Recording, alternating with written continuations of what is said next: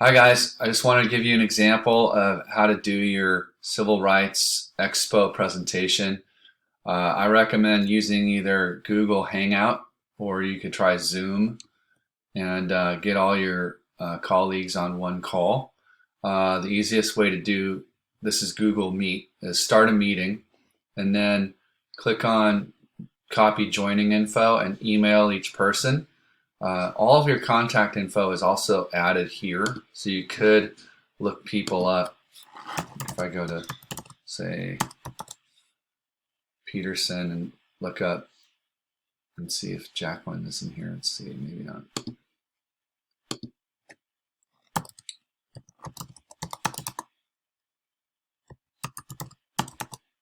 Yeah, there she is. So I could add her here and send the invite like that. So you can add each of your colleagues like that as well, or you can just email them in a separate email with that copy info button. So once you have everybody online, you'll see them all on the right hand side over here. And one of the things that you can do is change your layout so I can get to it. And that way you can have people on the sidebar, and when you hit the sidebar area, sorry, well, that was really fast. Do this layout, change the layout to sidebar or tiled. And when you do that, your colleagues will show up on the right hand side over here. And so they would be on the same screen as you are, and you could take turns speaking that way. So while you're doing that, you can either record the whole session as is, keeping in mind that you'd have to do this in one swoop. So it's kind of one take. So it's a little bit more difficult.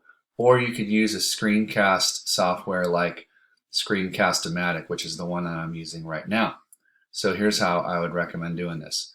I would not record using this. I would go to have one of your colleagues go to Screencast-O-Matic, and then once you're in that, switch over to your poster. And if this was your poster, you can dial it in and make sure that you're on the screen as well as your other colleagues. And you should be able to pull this up in one place and have your team over here. And so you could make this recording. So here it goes. If this was about the Montgomery bus boycott, you'd want to jump in with your hook. So this one says, "Don't make a fuss, don't ride the bus." And so then they would go on to, maybe you could zoom in. Let's see if I can zoom in on this. Yep, zoom in on each area and cover it, right? Key players were obviously Rosa Parks for getting arrested.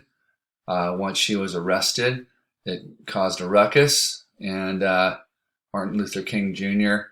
stepped into the fray as the new leader of the 16th Street Baptist Church, and they started a new movement, and they decided to boycott the bus system and put pressure on them. Meanwhile, a lawsuit came into being, and in order to support the lawsuit, the boycott went on for 13 months. Browder versus Gale ended with the municipal bus systems across the country being desegregated, and so they had to remove those. And so you want to go on and just explain each piece of this, your important figures, like Rosa Parks, Martin Luther King Jr., Joanne Robinson. She was the leader of the WPC, etc. And so you'd go on through and do all this. Talk about each piece, like this. This right here is your timeline. So you can zoom in and out. I'm pinching and expanding using a trackpad, but you can do the same thing with your mouse.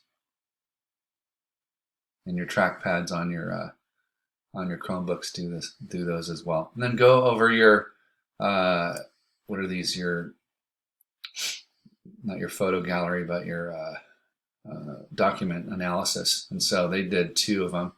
Over here, you've got the as it comes into focus better, a letter, and then down here they've got the end result with a news headline from the Alabama Journal that says bus segregation is knocked out. And that was the end of the Browder versus Gale piece. And so just go through it and then make your announcement and do your newscast as well. And so this is a great way to stay connected amidst all the chaos that we're dealing with. So just make it fun. And when you get this piece back to me, I'll share it with the rest of the class. Message me via Canvas that you're done with it and you've posted your item to YouTube.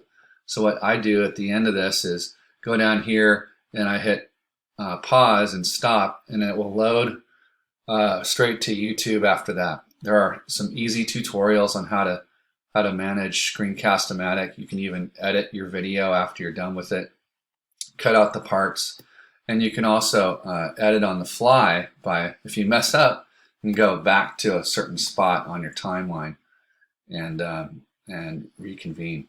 So it's pretty easy. Anyway, that's about it. Please try to get me your results by tomorrow night. So that's your activity for today and tomorrow. Thanks. Just to be clear, let me get some dates on that for you. Today is the 23rd of March, and I need to have you get that into me by the 24th in the evening. So try to get it done today or tomorrow with your team. Reach out to them, text them, get it together, and I look forward to seeing your results. Thanks.